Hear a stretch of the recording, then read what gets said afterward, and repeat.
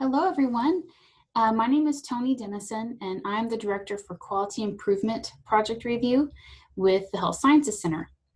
And I want to talk to you about what exactly that means, what I do, and how that compares and contrasts with what the IRB does. And I hope that will be helpful to you as you pursue research and quality improvement projects.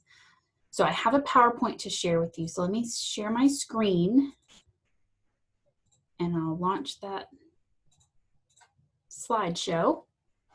Okay, so this just shows you my name. Oh, let me put my face here so I'm not just a voice. Okay. So what I wanted to talk to you about today are the similarities and differences between quality improvement projects and human subjects research projects. And then we'll talk about why the Health Sciences Center decided to create a quality improvement review board. Most places don't have a mechanism for formal review of quality improvement projects. And we'll talk about the process for obtaining approval from the T2HSC QIRB, which is what you came for. So we'll get to that for sure. Okay, I wanted to start with just some context. So these are the different committees that exist under the Research Integrity Office. And just for comparison, I wanted to show you here on the right, I hope it's your right, the IACUC, the Institutional Animal Care and Use Committee. They review all research involving animals. And that's easy if you're working with an animal or not. And then the same thing with the IBC. They oversee all research involving like recombinant DNA, biohazards, and toxins. Most of those projects come from the bench science, research arm of the Health Sciences Center. If you take those out of the picture, what you're left with is the IRB and the QIRB. And both of these committees overview projects involving human beings. The big difference is that in order for a project to be under IRB review, it must be considered research. So that's the big distinction between IRB and QIRB. They both use people, but for IRB, it's research. And for QIRB, it's for quality improvement. So a big part of what I do is help people make that distinction. It's really important to make that decision early and get it right, because the IRB exists to help make sure human research projects are compliant with federal laws governing all of the aspects of human subjects research. And if that's applicable to your project, you have to have that approval before you start. If you were to start and then go, oopsie, I forgot to do that, you can go back, but then you can't use that data. I'm not exactly sure what all might happen, but it's a bad day for everyone involved whenever research gets done without IRB approval. So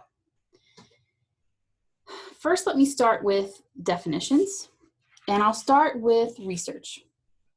It is a systematic investigation, including research development, testing, and evaluation, designed to develop or contribute to generalizable knowledge. And a big part of understanding what this really means, I underlined investigation to remind me to highlight that research is going to be knowledge seeking, and not just any knowledge, but generalizable knowledge. And it's important to know what they mean by generalizable. I didn't get this right at first, but the actual definition of generalizable is that the findings of the project have a predictive value, which can be applied in settings other than where the data were collected. And that's something that is part of the intent of the project from the beginning. You only do research so that it can apply everywhere, anywhere. It should be able to be transplanted. So that's why they do things that remove variables out of the project. They have control groups, they physician blinding, et cetera, all those things to sort of make sure that they've removed any bias or context or anything like that out of the project. Then let's look at the definition of quality improvement. It is systematic, data-guided activities designed to bring about immediate improvements in a particular setting for a distinct population. So again, I underlined immediate,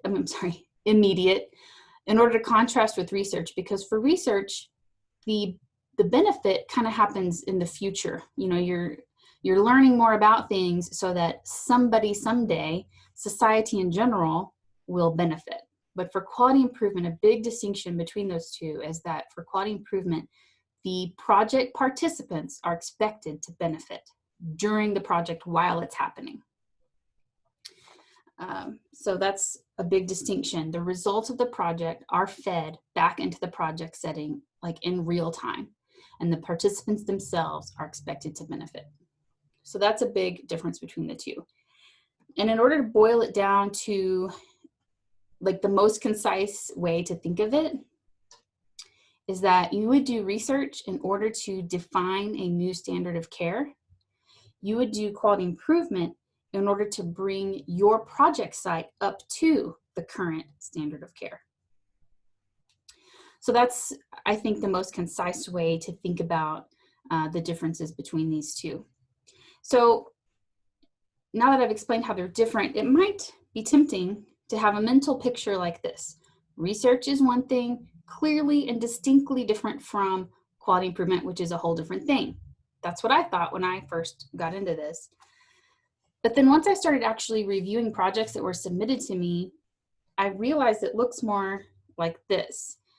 And there's this gray area between the two, and it's easier than you think to get sort of stuck in the middle, and you can kind of talk yourself into thinking it's research or quality improvement. So sometimes what I do is I'll go back and forth with the project team a couple of times, just asking questions and making sure I really understand what they're doing. So the take-home message from this slide is that there's no clear line. There's no like one distinct characteristic that you can say, well, my project has this thing, so therefore it is QI. Because I could never define a line between them. Another way to illustrate that there is a gray area is to think about research. Even if you think about the most researchy of research, bench science with the pipetters and everything, why do people do it? I mean, you have the practical reasons as far as, you know, building a CV and your career, and you got to publish and get grants, but also ultimately to improve something. You know, eventually society will benefit. So there is an eventual improvement. And sometimes people think, well, I'm improving something, so it must be quality improvement. That's not true. And then also quality improvement, you know, we've talked about how research is a knowledge-seeking project, but quality improvement is a very powerful learning tool. When I was learning about quality improvement methods, some of the things they talk about is like a little kid learning how to ride a bicycle. You know, you get on, or he gets on, tries it, falls down a few times, and every time he gets a little bit farther and a little bit farther. And so it's cyclical. Each time he tries again, he can ride a little bit farther, a little bit better. And that's more of like quality improvement. But, you know, there is a lot of learning happening in a quality improvement project. And there's improvement happening in research projects. So that's, again, to illustrate how you can get kind of turned around between them. I wanted to share an example for you. This is the project title of an example project that was submitted to me. And it says, is there a difference in surgeons' focus after working 12-hour in-house shifts compared to working 24-hour in-house calls? So when this came across my desk, it was immediately a red flag that this should go to the IRB as research, because first of all, it's phrased as a question, which implies that maybe the intent is knowledge seeking, and they're comparing two groups of people in order to learn, you know, compare and contrast two groups of people. That's a research methodology. So let me give you another example. Title number 2 would be optimizing surgeon scheduling to improve focus and prevent burnout. So this title, to me, and I know title's not much to go off of, but right off the bat, to me, this sounds more like quality improvement, because we're optimizing. There's something already there, but we're making it better. So the trick here is that these are two different titles for the same project. It came to me with title number 1. I had some concerns. So I went to the project team and I talked to them. And once I talked to them, I realized that what they were doing really was QI. They were using this tool that would measure focus, and they made a change in how they were scheduling people based on those results.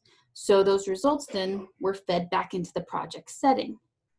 So what this was a case of was really just the project team being surgeons. I think they just had research words, research terminology, that type of thinking and talking is just, by the time you've graduated medical school and residency and blah, blah, blah, and you're in like 39th grade of your life, it's just burned into you. And I think it's really hard to change those habits and talk about things in a different way. But QI projects just sort of have their own terminology. So if you submit a project to me and I come back to you with like, let's just change these couple of words, I'm not trying to just be picky or be a jerk. I'm just trying to help make sure that if you're doing a good quality improvement project, we present it with quality improvement language so that people don't get confused. Because people will, like if you have a poster you're presenting somewhere and someone's concerned that you should have had IRB approval, but you don't, they will call you out on that. And we don't want that to happen. So I want to get this right from the start. So what I learned to do was to look at a project from all these different angles, because you can really come at it from any one direction and get a conclusive decision. So I look at it from all these different aspects, and I have a little comparison chart I can show you. This is just a handy little reference for the basic differences between them. Quality improvement addresses a performance gap. Research addresses a knowledge gap. With research, you could have little or no risk, or you could have a great deal of risk involved to the participants. With quality improvement, generally it's minimal or only to confidentiality. And then benefit. With quality improvement, there should be a direct benefit to participants, whereas for research, the benefit's really to the scientific community or to society or for the greater good, that kind of thing. Quality improvement projects should use a cyclical design such as PDSA or Plan, Do, Study, Act, and we'll talk about that in a minute. Whereas research projects use the scientific method that we all know. And then for data analysis, QI projects measure change over time. And we will talk more about that in a little while. Whereas for research, you use statistical methods to compare or correlate differences so that you can learn about how two different groups compare. All right, so this is going a little deeper into project design of QI, and I got this information from the Institute for Healthcare Improvement, or IHI. They are a really good resource if you are going to do a QI project, but you'd like just a little refresher on how or what it's all about. They have some short little really good courses that you can take on there that they're well made and they're not like cheesy. So a QI project starts with 3 questions that they have at the top of that picture there. The first question would be, what are we trying to accomplish? And that would be your goal or your aim. It's better to have a specific goal. The more specific, the better. And I changed the order of the questions to make more sense. The second question, which makes more sense to put it in this order, is what change can you make that will result in an improvement? And the IHI, again, they have some resources that you can use if it's a problem. They have like fishbone diagrams and some other things that you can look into if that's something that would be helpful. So that would be your change. Once you decide what change can we make, that's your change or your intervention that you're going to apply. And then number 3 is, how will we know that a change is an improvement? You think you understand how your project site works, but you really shouldn't assume that just because you make a change, it's going to improve things. You have to measure in order to make sure. So there's 3 different types of measures I like to mention to you guys because I think they're helpful. Outcome measures is the obvious one. Everybody remembers outcome measures. That's your goal measure. But then there's things called process measures. And I think these could be really helpful, but most people don't think to do them. And process measures is the project team doing the things that they said they were going to do in order to get to the outcome. So if you were going to, call a patient 2 days after they were discharged, did you document that you called them? Did you plan ahead of time who was going to call them? And if they're not available, who would be their backup? and all that, you know. And that way, if you don't get the result that you were looking for, you can look back at the documentation that you made of those process measures, and you can be like, well, maybe the change wasn't the problem. Maybe we had a good intervention, but we just didn't execute it as well as we could. So it can just give you a lot more information to go off of if you're not getting the outcome that you wanted.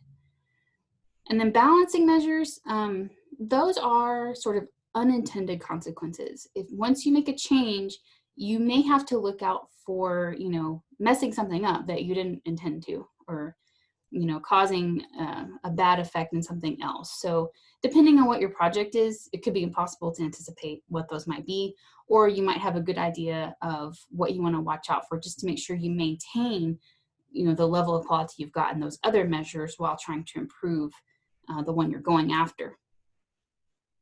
And again, having more specific plans is better, and have a data collection plan. So once you've answered all those questions, then you enter into the cycle, which they call the engine of improvement. So we'll talk about that next. PDSA is one example of a QI design style.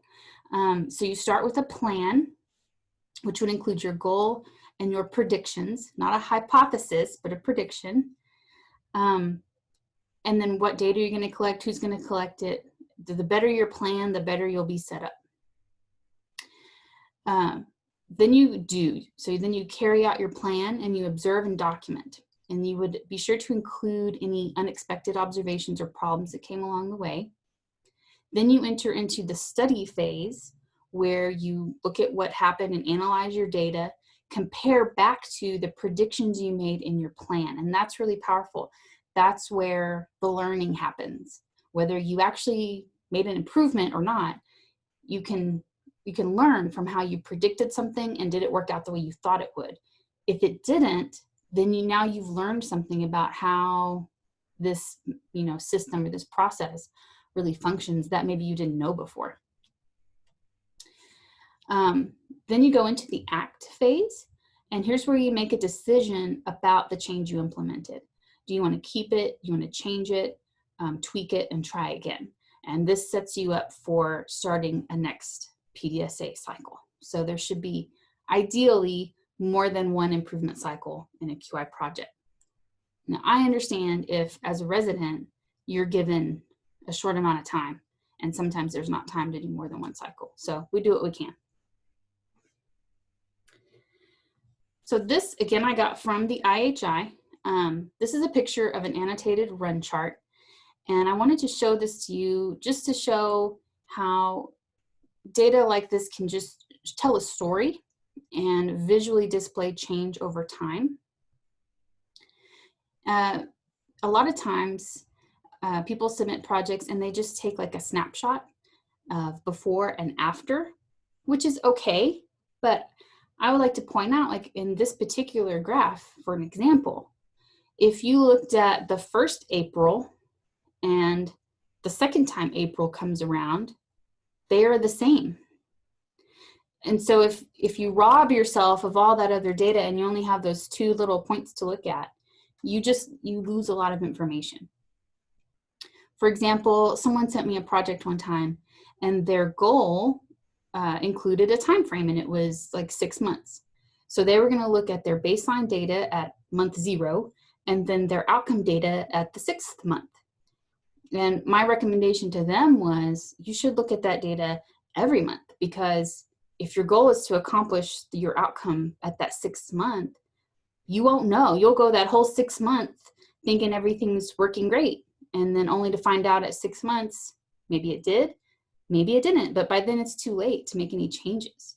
So when possible, I always recommend get as many data points as you can. And you can annotate these, you know, maybe not for publication, but for your own use with anything that's helpful. Like you can annotate on there, you know, there was a pandemic or anything, you know, like the lead nurse who knew everything retired and then nobody knew where to find anything, or anything that's helpful like that, at least for your own use. You might not want to put that in your poster, but So that's just my advertisement for doing a run chart rather than a before and after, like pre-intervention, post-intervention snapshots. The more data points you have, the more opportunities you have to interact with that data and learn from it and make changes. Okay. So this is to describe why the Health Sciences Center decided to create an institutional review board for quality improvement. Most schools don't have a ME to do that. So the first one is IRB needed. So I'm here to help you if you have a project in mind and you're like, you know, I'm looking through people's records and I'm doing this and that. Do I need to send this to the IRB? Or even if you go ahead and you submit it to me as QI, but I see some red flags that it looks like IRB review might be needed, I'll be sure and let you know of that. So I'm kind of here to help project leaders make that decision. I have the IRB administrator. Her office is, I can see it from here right now. So she's kind of more accessible to me very easily. I can also call on other people for help if needed. So that's a big part of what I do. And then that also helps protect participants and our institution, because, you know, there are times when projects are sent to me and I'm like, this really needs to go to the IRB, you know, which is fine, but that tells me that the project team really thought it was QI. And if I wasn't here, they may have just proceeded to do it, you know, because IRB review would not be required if it's quality improvement. But with them making it that determination themselves, if you get it wrong, then when you take it to a journal editor, or, you know, you can get called out on, hey, you did research without IRB approval, and then everybody gets upset. So it just helps everybody make sure we land on the right side of that thing. Also, by making recommendations on whenever I can help promote good QI methods. And this last one is the one that matters to you the most. I can get you an actual approval letter, which will help you with publication. And I'm going to show you why. This is just an example of an IRB declination letter, and I'm going to zoom in. The title of this letter says IRB review declined. Not disapproved, just that the IRB decided not to even review this. So the full IRB board never saw it or didn't officially review it because they decided it did not meet the definition of research. So it's not under their purview. So they kind of just kick it back to you. So this letter would get you sort of legal, if you want to think of it that way. If you wanted to publish your project, you could show this to a journal editor and they'd be like, okay, so it's just not research. But what you can get from the QI board is an actual approval letter, which I've got here, and I'm going to zoom in again. Institutional quality improvement review, so that shows that there is an official institutional mechanism. And then it says this project meets the definition and design characteristics of a QI project and has been reviewed and approved. So this shows that someone not on the project team, in something of an official capacity for the institution, actually reviewed it. Okay, so when you take this to a journal editor, it's just a much more powerful statement in your corner and to support your project. This is a slide as sort of like, I don't know, being a little cheerleader for QI. You know, I don't know what you guys hear, you know, in the clinics and hospitals where y'all work, if QI is held in high esteem or is valuable or not. So I just like to put this out there that quality improvement projects are valuable scholarly activity. They are publishable. There's lots of opportunities for improvement, and you can go home at the end of the day. Like I said, quality improvement projects, the participants benefit during the project.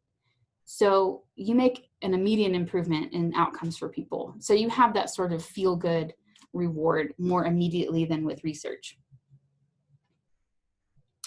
Okay, so what do you do if you're going to do a QI project? The application to do a QI project is a Word document. So IRB uses a system called Iris, which can be unfun to learn how to use. We aren't in there. We're just going to use a Word document and you email it to me. And then if I have questions, I'll email you back. So it's a little more casual, I guess if you want to call it.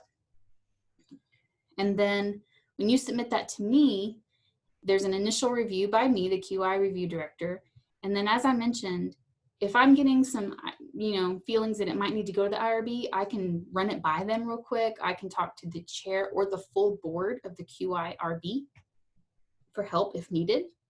And my goal is to get back to you within 3 business days. Not to say you'll get an outcome letter in 3 business days. I mean, hopefully. It might be an email asking you more questions about your project, but we do try to get back to you as soon as possible. Here's some notes about this process. The application is found on our website. And I thought I had put a link there. But what you can do to find our website is from the HSC homepage. There's that red menu button. And if you go there, there'll be a drop-down box and you can find research. I think I have another slide later that I can actually show you that. Submissions are processed via email, and that's the email address, qirb@ttuhsc.edu. So make a note of that email address. If you don't want to worry about where to find the application, you can just email me at that email address and I'll send it to you. Your projects are approved for a period of 2 years, and I follow up with everybody at 1 year and at 2 years. And if you have any changes, you can just email me and say, we want to add more people, or we want to extend the timeline, or things like that. You can just send me an email. So we try to keep it simple and easy.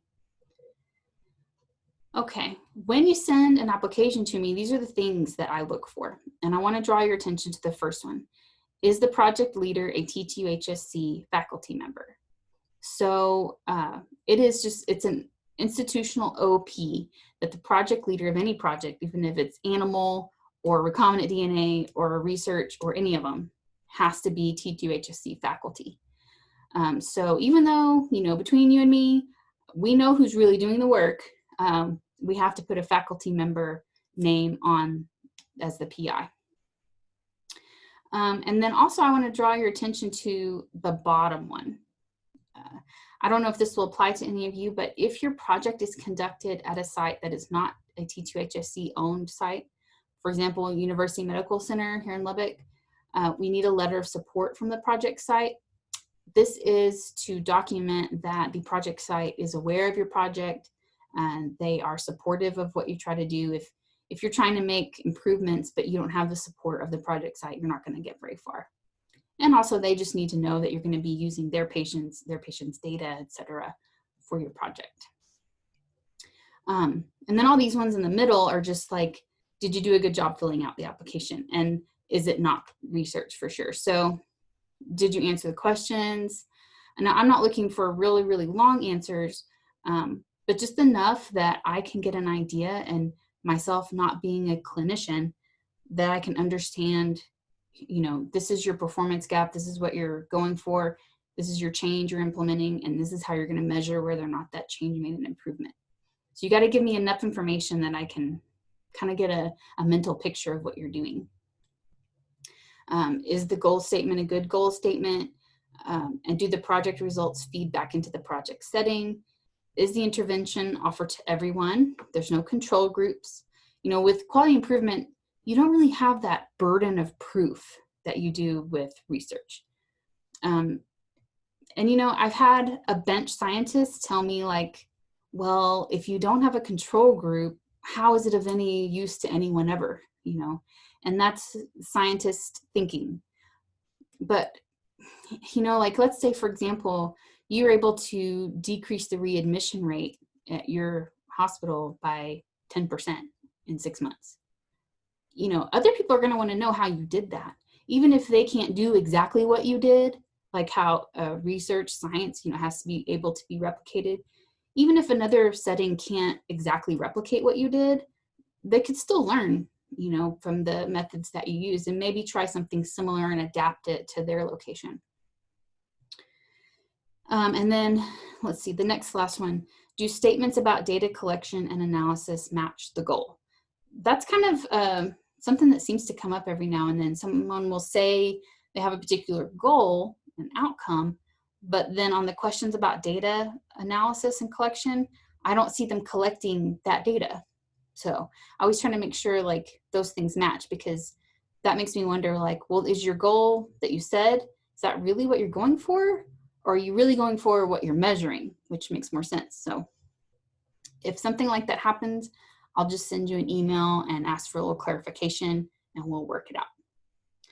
The next thing I was going to show you is, I would call it a cheat sheet. You probably don't need this. It's on my website if you do, but this is each question on the QIRB application and what characteristics would make it QI and what signs or red flags would mean it might not be QI. This is something I made for myself when I was still kind of new. Like I said, you probably don't really need it, but thought I'd show you that it does exist on the website if you would like to look at it. These are some examples of projects that have come through. I just like to show you kind of a sampling of the type of things that we review. The first one, increasing frequency of diabetic foot exams in the family medicine clinic. That's a really good example of where they had a specific national benchmark and they knew that they weren't quite meeting it. So they were implementing some interventions to try to get themselves there. There's another one, reducing length of stay in emergency department for mental health patients. That one was from several years ago, but that was a telehealth project where they were trying to get with these mental health patients with using telehealth, and so they're not sitting in the emergency room, waiting room for hours and hours. Increasing nurse leader retention. I see a lot of those. There must be a lot of turnover in nurses because trying to increase retention is a popular project. Improving recognition, diagnosis, and treatment of postpartum depression. Improving surveillance for persistent hypoglycemia in newborns. I thought that was a really interesting project too because it was submitted by a pediatric endocrinologist. And they have treatments where they could help these kids with this persistent hypoglycemia. The trick was to find them, and so they were depending on the nurses and the NICU to screen and find the kids who might need this intervention. So if you ever have a project in that sort of situation where you're not the ones with your hands directly in what you need improved, my recommendation would be get some of those nurses on your project and put them on your team. That way they can be involved from the beginning with the plan, what data might be collected. When you're putting together your team, it's really good, or it's ideal if you can have frontline people, the ones who actually have their hands in the work, and then, some middle level people who can kind of organize and coordinate, and then a leadership person who kind of can take ownership and like promote, the project. And then I added this one, improving student interprofessional experiences through small group activities, just to show that a lot of QI projects are educational projects as well. So here's a picture of the website, and that you can see that menu button. Here, I can point to it with my mouse. So if you clicked on this red menu button, it would bring a drop down. I can click on there. So that's a good resource for you. There's lots of things on that website. And me, I can be a resource for you. Don't be shy. I do not mind if you have any questions as you're filling out the application. If you have a project in mind, but you're really not sure if it's QI or not, whatever, don't be shy. You can email me at qirb@t2hsc.edu, or you can call me at 743-4276. I put the Clinical Research Institute here as a resource as well. And they're pretty knowledgeable about QI too. And sometimes people will go to them first, and then they'll say, this really looks like QI, you should talk to Tony. So whether you're doing research or QI, they can be a resource for you, particularly if you need like a statistician. They employ a full-time professional statistician. Don't ask me for help with statistics. I cannot help you with that. That's one thing I cannot help you with. And then the Institute for Healthcare Improvement, there's a link to their site down here, ihi.org. Just a really good resource if you wanted to sort of bump up or refresh your knowledge about QI project design or data collection. And they even have templates on I can't even remember all, but they have some Excel sheets that, for templates of data collection or run charts, things like that. Again, there's a picture of my business card and that email address in red. And again, like I just encourage you, don't, sit in front of the computer and get frustrated. Feel free to call me or email me. I don't mind helping you at all. And I really, enjoy seeing all of the great work that all of the HSC people do, nurses, residents, physicians. So good luck with your projects, and I look forward to hearing from you if you have any questions. Thanks. How do I turn this off?